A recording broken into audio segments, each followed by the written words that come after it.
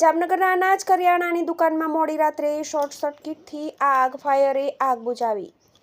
જામનગરના પટેલ કોલોની વિસ્તારમાં આવેલી એક પ્રોવિઝન સ્ટોરમાં ગઈકાલે મોડી રાત્રે શોર્ટ સર્કિટ થવાના કારણે આગ લાગી હતી અને અનાજ કરિયાણું, ફર્નિચર વગેરે બળીને ખાખ થયા હતા. આ ઉપરાંત જામનગર શહેરમાં ગઈકાલે આગના 3 બનાવો બનતા ફાયરના જવાનોને દોડધામ રહી હતી.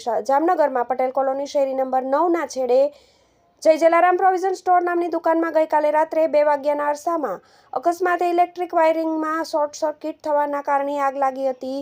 જે આગના લપકારા જોઈને આસપાસના રહેવાસીઓ ઉઠી ગયા હતા અને દુકાનના માલિક મણીલાલ મુરતિયાને જાણ કરાઈ હતી. ત્યારબાદ ફાયર બ્રિગેડને પણ જાણ કરાઈ હતી, જેથી ફાયરના જવાનો બનાવના સ્થળે પહોંચી ગયા હતા અને પાણીનો મારો ચલાવી આગને કાબૂમાં લઈ લીધી હતી. તે પહેલા દુકાનમાં રહેલું અનાજ, કરિયાણું, પ્રોવિઝનની ચીજવસ્તુઓ તથા લાકડાનું ફર્નિચર વગેરે બળીને ખાખ થયા હતા.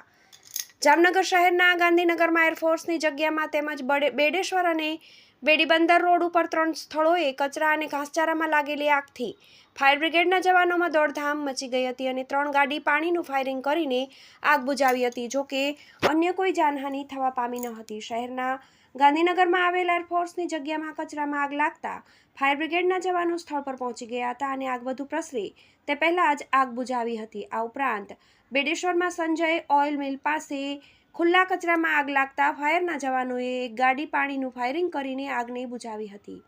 આ ઉપરાંત શહેરના એરફોર્સ રોડ, બેડીબંદર રોડ, મહાકાળી સર્કલની બાજુમાં ખુલ્લા પ્લોટમાં ઘાસચારામાં આગ લાગતા ફાયરના જવાનો તાત્કાલિક ઘટના સ્થળે પહોંચીને આગ બુઝાવી હતી. TV18 news, Jamnagar.